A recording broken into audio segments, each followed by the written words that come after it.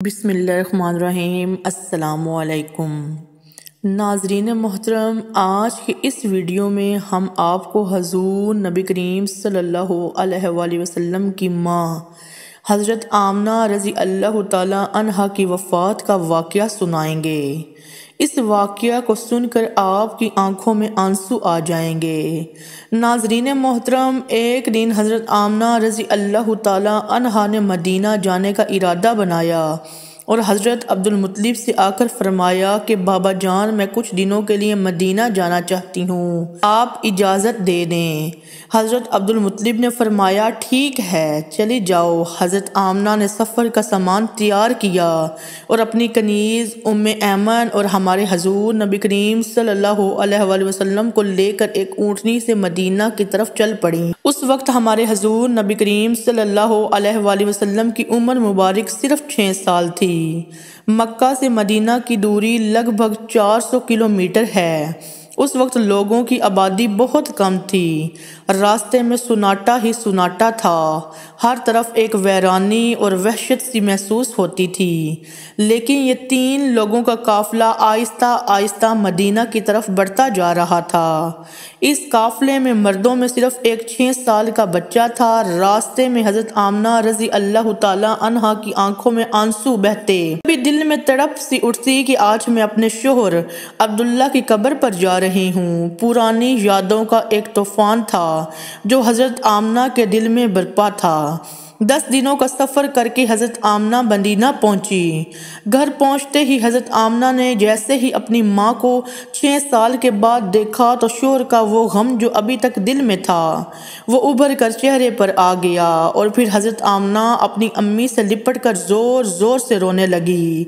हज़रत आमना की आंसू ही आज सारे घर वालों को उनके दर्द भरी दास्तान सुना रहे थे कि इस 25 साल की नौजवान लड़की आमना ने इतनी कम उम्र में कैसे कैसे गम बर्दाश्त किए, लेकिन ज़बान से एक लफ्ज़ भी ना बोला।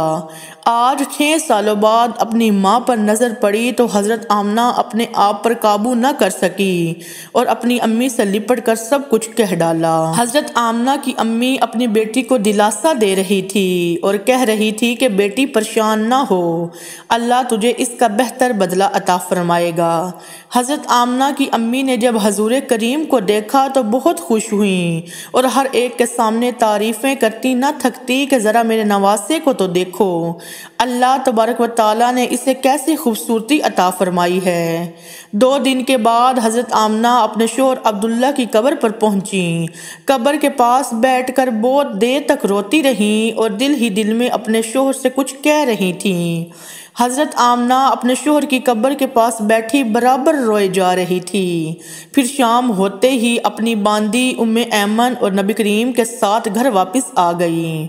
हज़रत आमना ने 1 महीना अपने माहिके में गुजारा और फिर एक दिन अपनी माँ से फरमाया कि अम्मी जान, अब मैं घर वापस जाना चाहती हूँ, आप मुझे इजाज़त दे दें। माँ से इजाज़त लेकर हज़रत आमना मक्का की तरफ चल पड़ी। ऊँटनी पर सबसे आगे हमारे हजूर नबी करीम, फिर हज़रत आमना और सबसे पीछे हज़रत उम्मे ऐमन और फिर ये तीनों लोगों का काफिला मक्का की तरफ रवाना हो गया। 3 दिनों के सफ़र के बाद ये काफिला अरब की सबसे वहरान जगह से गुजर रहा था। इस जगह का नाम अबवा है। सुनाटा ही सुनाटा था, घनी झाड़ियाँ, काले स्याह पहाड़, शाम का वक्त था और इस वैरान इलाके से इन तीनों लोगों का काफिला मक्का की तरफ चलता जा रहा था। हज़रत आमना जब से अपने शोहर की कब्र से वापस आई थी तो वो बहुत परेशान सी लग रही थी। वो अंदर ही अंदर आंसुओं के घूंट पी रही थी, लेकिन अपने मासूम बच्चे के सामने कुछ भी जाहिर नहीं कर रही थी। कहीं मेरे बच्चे को कोई तकलीफ ना हो। अबवा के मकाम पर पहुंचकर अचानक हज़रत आमना की तबीयत कुछ सही नहीं लग रही थी और उन्होंने हज़रत उम्मे ऐमन को फ़ौरन बताया कि मुझे मेरी तबीयत ठीक नहीं लग रही। हज़रत उम्मे ऐमन ने हज़रत आमना से कहा कि आप परेशान ना हो, मैं ऊँटनी को किसी ऊंची जगह पर रोकती हूँ। और फिर हज़रत उम्मे ऐमन ऊँटनी को एक ऊंचे टेले पर ले गई। उस जगह पर पत्थर का एक दरख्त बना हुआ था। उन्होंने हज़रत आमना को ऊँटनी से उतार कर उस पत्थर पर लिटा दिया। हज़रत आमना को कुछ तकलीफ सी महसूस हो रही थी, शायद कुदरत को कुछ और ही मंजूर था। हमारे हजूर अपनी अम्मी को घबराई हुई निगाहों से देख रहे थे। वो समझ नहीं पा रहे थे कि मेरी अम्मी को क्या हो रहा है। उस वक्त आप सल्लल्लाहु अलैहि वसल्लम की उम्र मुबारक सिर्फ 6 साल थी। बार बार हमारे हजूर अपनी अम्मी को कह रहे थे कि अम्मी जान, आप मुझसे बात क्यों नहीं कर रही, आप खामोश क्यों हो, मुझसे बात करें। हज़रत उम्मे ऐमन कह रही थी कि ए आमना, कुछ नहीं होगा, बिल्कुल ठीक हो जाएंगी। लेकिन हज़रत आमना समझ चुकी थी कि शायद अब जाने का वक्त आ चुका है। हज़रत आमना तकलीफ़ की वजह से बार बार अपनी आंखें बंद करती और खोलती। हज़रत आमना आंख खोलकर अपने 6 साल के बच्चे को देखती और दिल ही दिल में सोचती कि अब मेरे बच्चे का क्या होगा। मेरे बच्चे ने अपने बाप का साया तो नहीं देखा और अब मैं भी इसे छोड़ कर जा रही हूँ। न इसकी कोई बहन है न भाई। मेरा बच्चा अब किसके सहारे जिएगा। लेकिन हमारे हजूर नबी करीम सल्लल्लाहु अलैहि वसल्लम अपनी अम्मी को हिलाते और रोते हुए पूछते कि अम्मी जान, आपको क्या हो रहा है। शायद हमारे हजूर भी कुछ समझ चुके थे, लेकिन फिर भी 6 साल का बच्चा क्या जाने कि उसकी माँ को क्या हो रहा है। आज तक हमारे हजूर ने किसी का इंतकाल होते हुए नहीं देखा था। आखिर हजरत ने पर्दा फरमाने से कुछ सेकंड पहले जोर लगाकर अपनी आंखें खोली। अपने चंद साल के बच्चे के सर पर हाथ फेरते हुए कहा कि बेटा परेशान न होना, अब मैं जा रही हूँ, लेकिन सारी दुनिया को एक ऐसा बच्चा देकर जा रही हूँ जो सारी कायनात को रोशन कर देगा। ये कहकर हज़रत आमना ने हजूर का सर अपने सीने पर रख लिया और अपनी आंखें बंद कर रही। हजूर सल्लल्लाहु अलैहि वसल्लम ने महसूस किया कि मेरी अम्मी की कोई आवाज़ नहीं आ रही, तो हज़रत आमना वफ़ात पा चुकी थी। हमारे हजूर सल्लल्लाहु अलैहि वसल्लम रोते हुए अपनी अम्मी को उठा रहे थे। हज़रत उम्मे ऐमन बार बार हमारे हजूर को दिलासा दे रही थी और कह रही थी, बेटा आपकी अम्मी हम सब को छोड़ कर जा चुकी हैं और अब कभी वापस नहीं आएंगी। हजूर सल्लल्लाहु अलैहि वसल्लम अपनी अम्मी से लिपट कर रो रहे थे। उस दिन आसमान के फरिश्ते भी रो रहे होंगे। उस वक्त हमारे हजूर सल्लल्लाहु अलैहि वसल्लम के पास जब हज़रत उम्मे ऐमन थी, जो कि घर की कनीज थी, घर की कनीज से क्या दिलासा मिल सकता है। नाज़रीन मोहतरम, अगर अल्लाह चाहता तो हज़रत आमना को मदीना में वफ़ात दे सकता था। कम से कम हमारे हजूर के नानियाल हमारे हजूर को गले से लगाकर कुछ दिलासा दे देते, और अगर अल्लाह चाहता तो हज़रत आमना को मक्का में वफ़ात दे सकता था। कम से कम हमारे हजूर के चचा दादा अब्दुल मुत्तलिब हमारे हजूर को गले से लगाकर दिलासा देते थे और आजमाइश के इस वक्त में हमारे हजूर के लिए सहारा बनते। लेकिन अल्लाह ताला सारी दुनिया को दिखाना चाहता था कि ऐ लोगों, देखो ये मोहम्मद वो हस्ती है जिसकी खातिर मैंने सारी कायनात बनाई। इस बच्चे से मैं इतनी मोहब्बत करता हूँ कि पूरे कुरान में मैंने इसे नाम लेकर नहीं पुकारा, हमेशा मोहब्बत से पुकारा। ऐ लोगों, ये मोहम्मद वो बच्चा है कि जिसके हाथ उठते ही मैं दुनिया का निजाम ही बदल देता हूँ। इसकी उंगली के इशारे पर मैं चांद के 2 टुकड़े कर देता हूँ। ऐ लोगों, ये मोहम्मद वो हस्ती है जिसे मैंने सारे जहान की खूबसूरती दे दी है।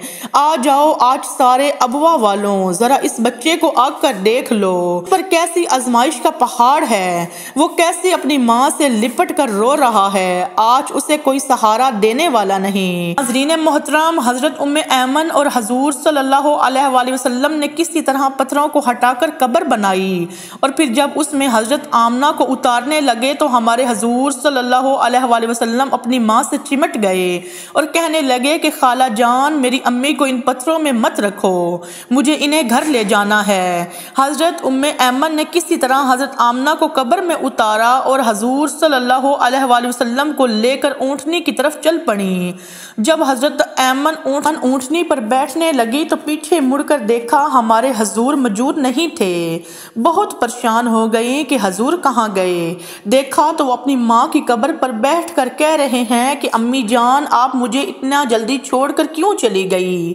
मेरा आपके सिवा कौन है, ना मेरा कोई भाई है ना बहन है। अब मैं किसके सहारे जिंदगी गुजारूंगा।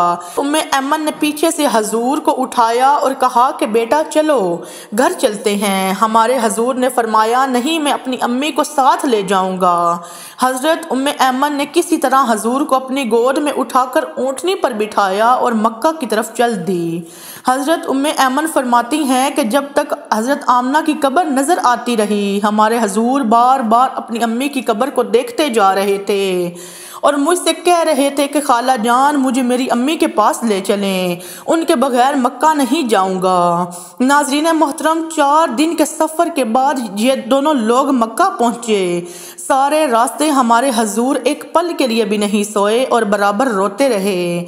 जब हजरत उम्मे ऐमन हमारे हजूर को लेकर मक्का पहुँची तो अब्दुल मुत्तलिब ने ऊँटनी की तरफ देखते हुए पूछा, ए उम्मे ऐमन, आमना कहाँ है? तुम तो 3 लोग गए थे, फिर 2 लोग क्यों वापस आए हो? ये सुनकर हजरत उम्मे ऐमन रोने लगी और हमारे हजूर भी दौड़कर अपने दादा से लिपट गए। ये देखकर अब्दुल मुत्तलिब भी समझ गए कि कोई बुरी खबर ज़रूर है।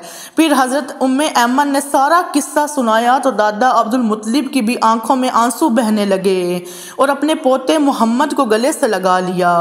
हमारे हजूर सल्लल्लाहु अलैहि वसल्लम के सारे चचा और फुफियाँ परेशान थी। हर एक का चेहरा उदास था और सब हमारे हजूर को देखते जा रहे थे कि इस मासूम बच्चे को बचपन ही से कैसे कैसे गमों का सामना करना पड़ रहा है। नाजरीन मोहतरम, माँ की वफ़ात के बाद वो क्या ही मंजर होगा जब हमारे हजूर अपने घर में जाते होंगे और अपनी अम्मी के बिस्तर, कपड़े और उनकी चीज़ों को देखते होंगे तो इस 6 साल के बच्चे पर क्या गुजरती होगी। अम्मी के वफ़ात के बाद हमारे हजूर सल्लल्लाहु अलैहि वसल्लम बहुत खामोश रहते थे, किसी से बात ना करते। इस वाक़या के कुछ अरसे बाद हमारे हजूर का गुजर अपनी माँ की कब्र के पास से हुआ। सहाबा कराम का लश्कर हमारे हजूर के साथ था। हजूर ने सहाबा कराम से फरमाया, तुम लोग इधर ही अबवा के मकाम पर अपने खैमे लगा दो। और फिर हमारे हजूर सल्लल्लाहु अलैहि वसल्लम चलते हुए उस टेले पर पहुँचे जहाँ आपकी माँ की कब्र बनी हुई थी। इस वक्त हमारे हजूर अपनी माँ की कब्र से लिपट कर इतना रोए कि सहाबा कराम भी अपने आंसू न रोक सके। कहीं घंटों के बाद हमारे हजूर ने अपना सर उठाया और फरमाया, ए काश मेरी माँ जिंदा होती। बचपन में माँ की वफ़ात के बाद दादा अब्दुल मुत्तलिब ने अपने पोते मोहम्मद को अपनी कफ़ालत में ले लिया और फिर हमारे हजूर सल्लल्लाहु अलैहि वसल्लम अपने दादा के साथ अपनी ज़िंदगी बसर करने लगे। नाजरीन मोहतरम, इसी उम्मीद के साथ इजाज़त दीजिए कि आपको हमारी वीडियो पसंद आई होगी। मिलते हैं बहुत जल्द एक नई तारीख़ी और तहकीकी वीडियो के साथ। अल्लाह हाफिज़।